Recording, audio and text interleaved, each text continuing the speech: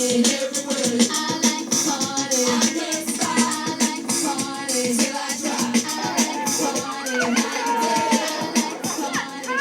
couple of my friends and I were walking up the street to go home, and the idea of drinking came up, and everybody was talking, and then it kind of moved into, does anybody have it at their house?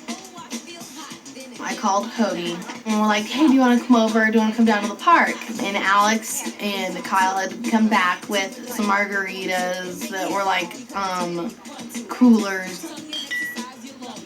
I probably drank for the first time in 5th grade. It helps you cut loose, you know, have a good time. And drinking seems like such a mature thing.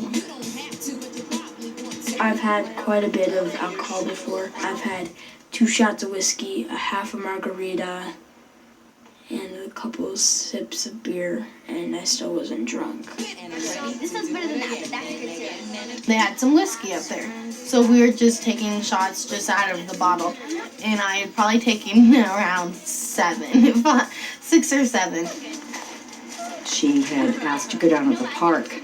And we thought, well, great. She's going out to play. She's not on the phone. She's not watching MTV. She's a kid. Good. Went down to the park and came back acting a little goofy, but didn't really smell of booze. I was like giggling and everything. So my mom was just like, okay, anyways, go to bed, Amanda. It's getting late. You didn't hear about this? I was talking on the phone with my friend, and I told him what had happened, and my mom heard me, part of it, and so she picked up the phone and listened to our conversation. And I thought, now how am I going to deal with this? I've got several choices. I can ground him, I can get him to confess because I heard him talking. They said they need to have a conversation with me, and they informed me that they know that I had been to the park drinking. Got a phone call from a neighbor, and Gabby says, well, you know, our kids have been drinking, and Amanda was with them. What are we going to do? You know, we need to talk.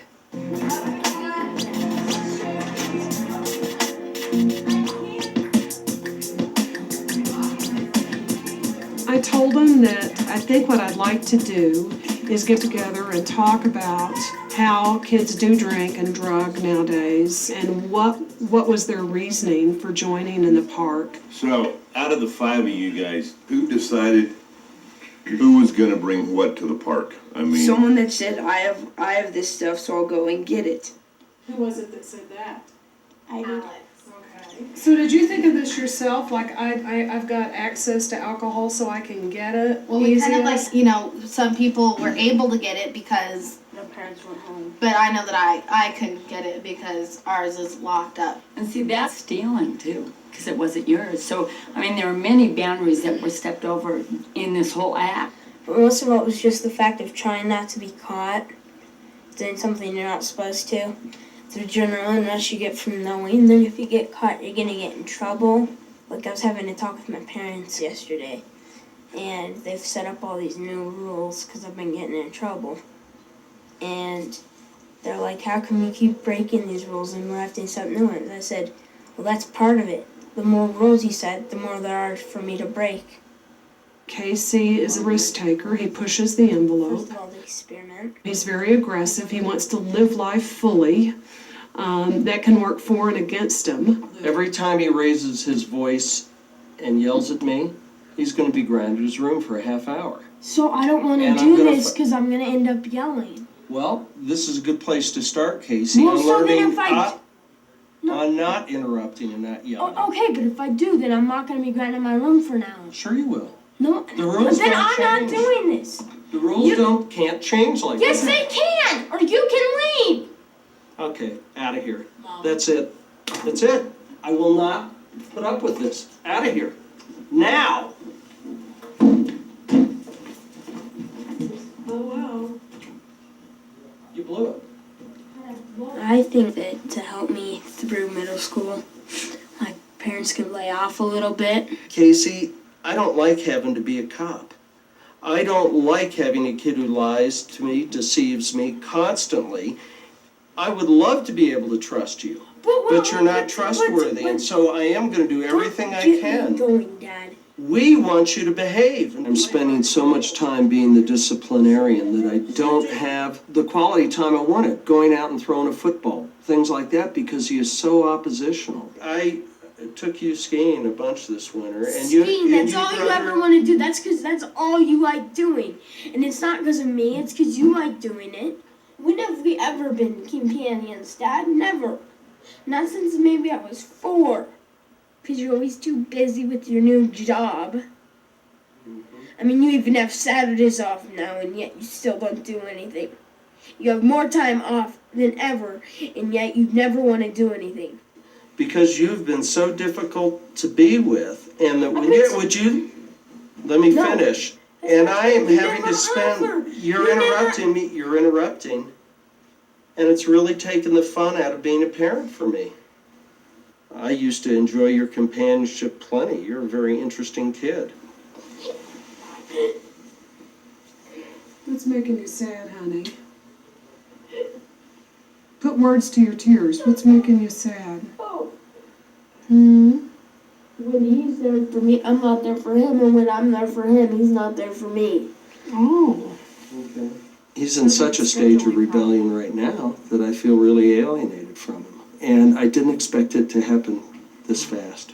That's very different. But the Having thing is that if you're trying to figure out our mischief, then you're gonna find out about the good Well, you topics, see- like You're like, finding out like, what problems. That's the thing. You're finding out what girls we like or whatever. Personally, that's none of your And business. yeah, and that is You know what? absolutely none of your business. Absolutely. So if you kids quit colluding to get in trouble, we'll be glad to quit.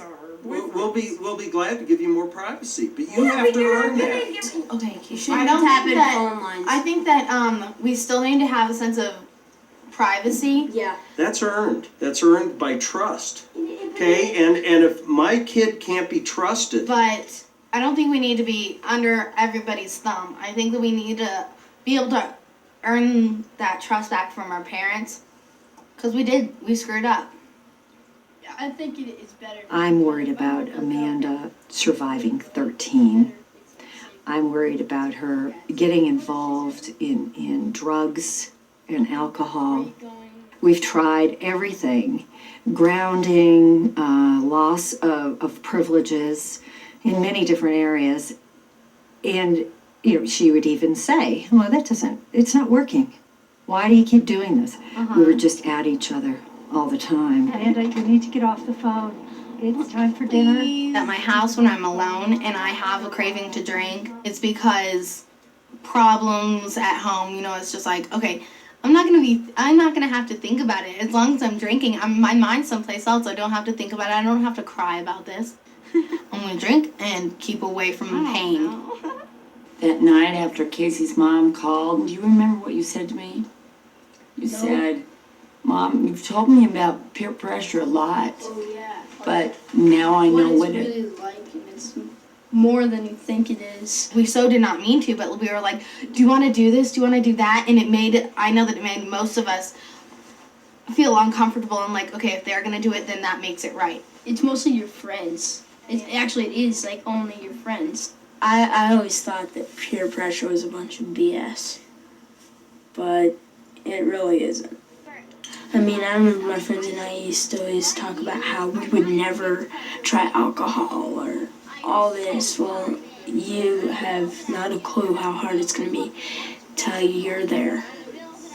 It's like Cody said to me, it's my friends. I mean, you know. I felt really bad because when my mom found out, she came up, she's like, do you know about Alex? I'm like, what about him? She's like, well, he has diabetes. And I'm like, so? And she's like, well, he could have died. We didn't know anything about it. I knew that he was diabetic, but I didn't know anything about it. I don't know what can happen if he drinks. I don't know what can happen with anything with it. So I think that we were really not thinking and looking at all of our consequences. I just didn't even think about it. It was like, so what? Yeah, I'm going to get addicted. Yeah, right.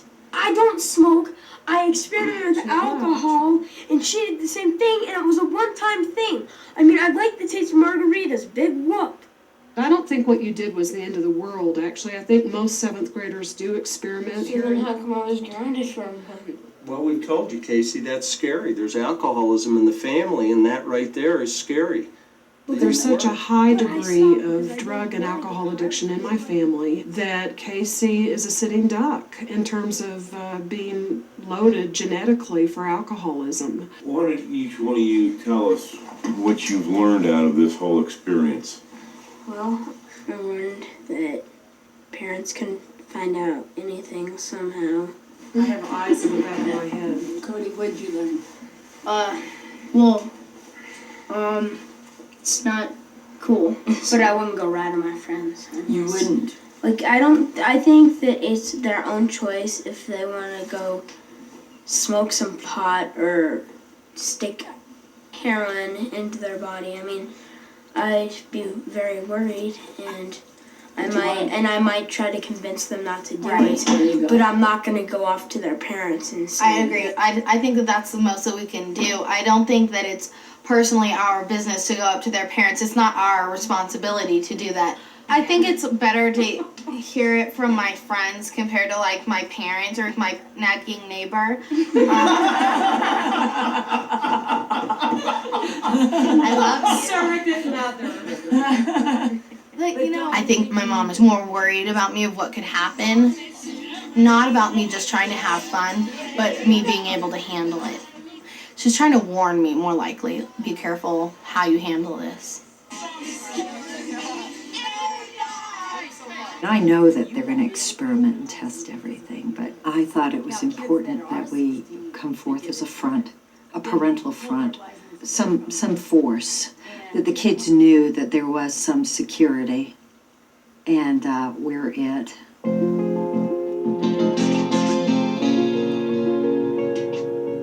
Adolescence is a complicated time for our children and for us as parents.